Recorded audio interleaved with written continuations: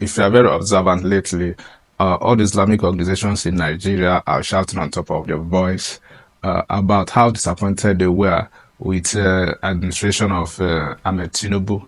Okay, they have been voicing it over and over again about how they were totally disappointed in his performance and in his attitude towards the Muslim ticket they wholeheartedly voted for.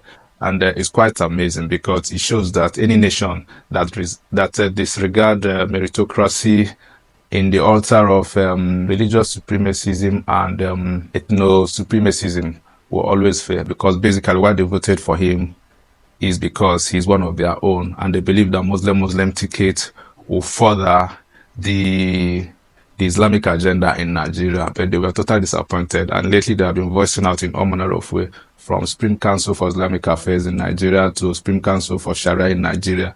You know, all manner of Islamic ideological leaning NGOs are now coming out to show their disappointment, because basically they are talking, they are basically, you know, reminding Tinubu, or in a way trying to psychologically blackmail him so that he will do what I think he promised them, because it's like a reminder to him about what he promised them during the election. But it's quite disappointing. Just take a look at this video and tell me what you feel about it, because at the end of the day, it's all about Nigeria. It's all about a nation that is not ready to stand for what is just, to stand for an egalitarian society where everybody is equal before the law, where everybody is empowered no matter where you're coming from.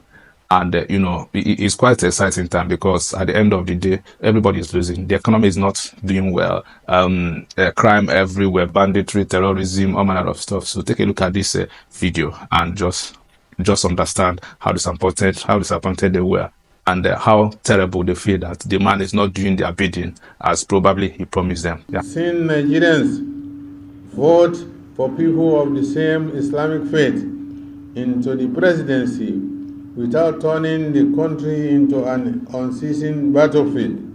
But we have not seen justice and equity done to all communities, irrespective of their faith.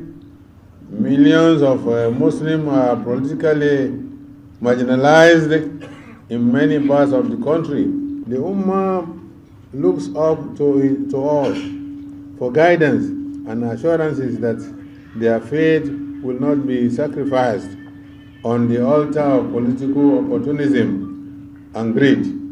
Today, many Muslims are being encouraged to think they have been betrayed to vote for this administration. It is our task to assure them that our intentions and goals were honest and products of deep faith and fear of the punishment of Allah subhanahu wa ta'ala.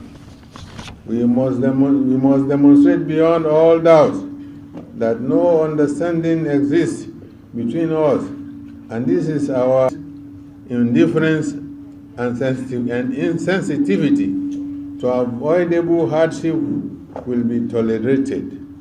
We must live above board, elevating the intrinsic values of Islam to the point that it makes the difference between good and bad leaders, between an informed citizenry and a gullible population, between a clergy that serves and fears and serves only Allah, and one